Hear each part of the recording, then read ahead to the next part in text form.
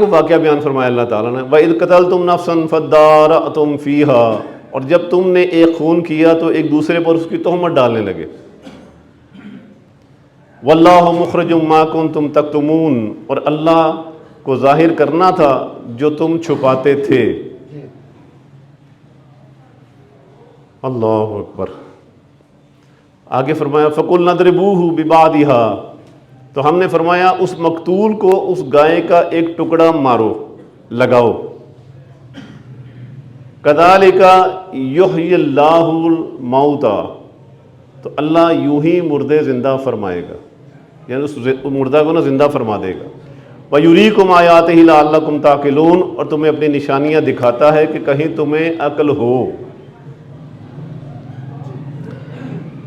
اب یہ واقعہ قرآن پاک میں جو قرآن پاک شروع کرتا ہے وہ بھی پڑھتا ہے، بچے بھی پڑھتے ہیں، جوان بھی پڑھتے ہیں، بزرگ بھی پڑھتے ہیں، اور جو کہتے ہیں نا کہ میں نے روزانہ 5 سپارے پڑھے، 10 سپارے پڑھے، وہ بھی پڑھتے ہیں. لیکن کبھی اس کی گہرائی میں، کبھی اس کو سمجھا، کبھی اس کو سیکھا. جو سیکھتا ہے پھر اس کو لذت ملتی ہے. علماء سے جب اس کو پڑھا جاتا ہے، میں تو ایک اتنا سا طالب علم ہوں جو علماء سے سیکھا ہے وہ بیان کرنے کی کوشش کروں گا صرف میں. تو اس میں اتنی ایک قرآن مجید کا اعجاز یہ ہے کہ یہ اگر کوئی اس کی طرف کان دھرتا ہے تو اس کی توجہ کو اپنی طرف کھینچ لیتا ہے. اس میں اس انداز سے اللہ تعالیٰ نے مثالوں سے چیزوں کو بیان فرمایا. تو اسی لیے فرمایا کہ قرآن مجید پڑھا کرو. نبی پاک علیہ السلام نے فرمایا، صحابہ کرام نے عرض کیا یا رسول اللہ صلی اللہ علیہ وسلم قرآن مجید پڑھنا ہے کی ترکیب بیان فرما دیجیے. فرمایا 1 مہینے میں قرآن مکمل کر لیا کرو. بخاری شریف تقریباً 5054 آیت اس کی روایت نمبر ہے، حدیث نمبر. عبداللہ ابن عمر رضی اللہ تعالیٰ عنہ عرض کیا کہ 1 مہینے میں قرآن پاک پڑھ لیا کرو. عرض کیا یا رسول اللہ صلی اللہ علیہ وسلم مجھ میں اس سے زیادہ کی طاقت ہے. یہ بے ادبی نہیں تھی، یہ قرآن مجید سے محبت اور شوق تلاوت کا اظہار کیا تھا انہوں نے کہ یا رسول اللہ میں اس سے زیادہ بھی پڑھ سکتا ہوں. یعنی 1 مہینے میں پڑھنے کا مطلب ہے کہ روزانہ کا 1 سپارہ، 30 سپارے ہیں، 30 دنوں میں مکمل ہو جائیں گے. عرض کیا یا رسول اللہ صلی اللہ علیہ وسلم میں اس سے زیادہ بھی طاقت رکھتا ہوں. فرمایا اچھا 7 دنوں میں مکمل کر لیا کرو. یعنی اس کی 7 منزلیں ہیں نا، ایک دن میں 1 منزل، دوسرے دن میں دوسری منزل، اس طرح 7 منزلیں 7 دنوں میں مکمل ہو جائیں گی.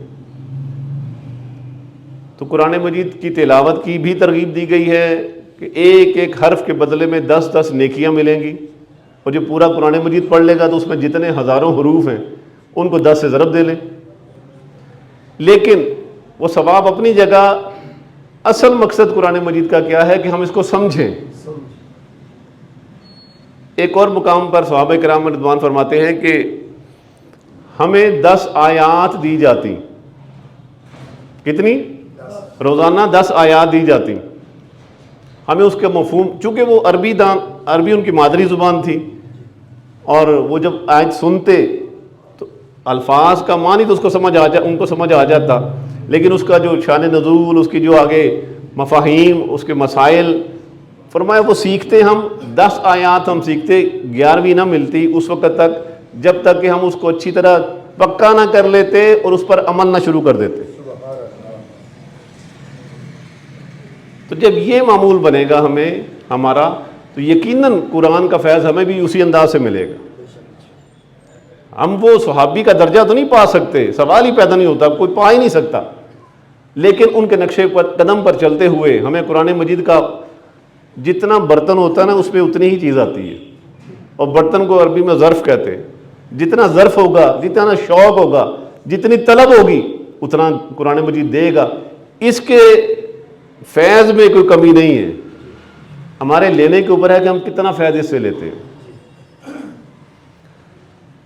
تو اللہ تعالیٰ ہمیں اس کی توفیق دے کہ ہم تلاوت بھی کثرت سے کیا کریں اور اس کو سمجھیں. روزانہ کی 10 آیات سے ہی شروع کر لیں، تقریباً 1 رکوع بن جاتا ہے. 1 رکوع روزانہ پڑھیں، اس کا ترجمہ، تفسیر اور اس کے مفاہیم نہیں سمجھ آئیں گے ہمیں، اس لیے کہ ہمیں انسانوں کی لکھی ہوئی کتابیں، ڈاکٹری کی، انجینئرنگ کی، اکنامکس کی، فلسفے کی، جغرافی کی، پولیٹیکل سائنس کی، یہ ہمیں سمجھ نہیں آتی.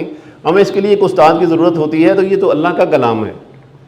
تو بہتر ہے کہ ہم اللہ والوں سے، علماء کے ساتھ ان کی صحبت میں بیٹھ کر قرآن پاک کو سیکھیں، پڑھیں، اپنی منزل جس طرح پڑھنی ہے، لیکن سیکھنے کے لیے علماء کی صحبت اختیار کریں، تاکہ ہمیں پتہ چلے کہ یہ قرآن مجید ہمیں کس کس انداز سے ہمارے عقائد کو کس طرح اجاگر کرتا ہے، ہمارے عقائد کی اصلاح ہوگی، ہمارے اعمال کی اصلاح ہوگی، ہمارے جو اندر مایوسیاں چھا گئی ہیں، ہر کوئی ہمیں مایوس کر رہا ہے، ہر کوئی پریشان کر رہا ہے، اور بس اب کچھ نہیں ہو سکتا، اب سائنس چھا گئی، اب یورپ امریکہ ہم پر غالب آ گئے، اور بس اب یہ اس قوم کا کوئی حال نہیں ہے، اس طرح کی فضول اور واہیات باتوں سے انسان کی جان چھوٹ جاتی ہے جب اپنا تعلق قرآن مجید سے جوڑ لیتا ہے۔ یہ وہ کتاب ہے جو پستی میں گری ہوئی قوم کو اٹھا کر آسمان کے درخشندہ ستارے بنانے والی کتاب ہے۔ تو ہم کیوں ان کی باتیں سنیں جو ہمیں مایوس کرتے ہیں؟